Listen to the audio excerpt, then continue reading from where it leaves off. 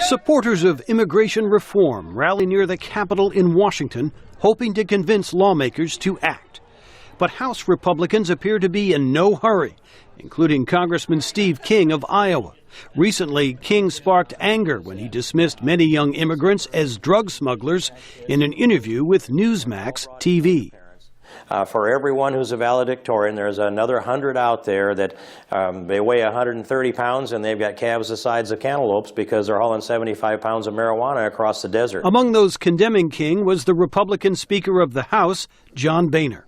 What he said does not reflect the values of the American people or the Republican Party.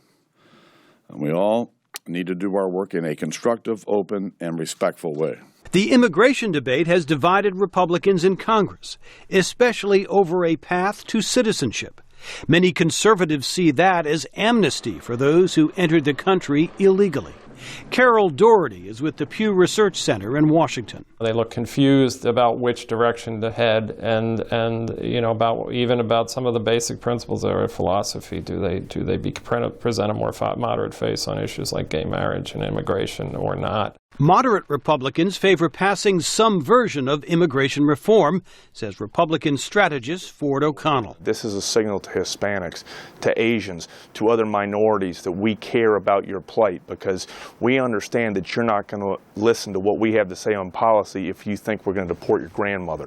House Republicans say they will not follow the Senate's lead and pass a comprehensive bill.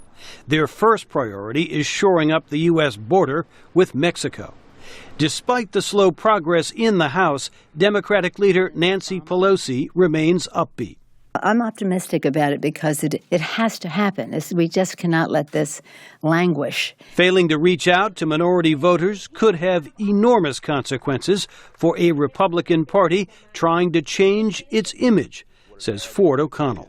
That the Republicans are only concerned about white voters and they're not concerned about the rank and file voter. And I hate to tell people, if you kill immigration reform in the long run, you could wind up killing the Republican Party. The House resumes debate on immigration when lawmakers return to Washington next month. Jim Malone, VOA News, Washington.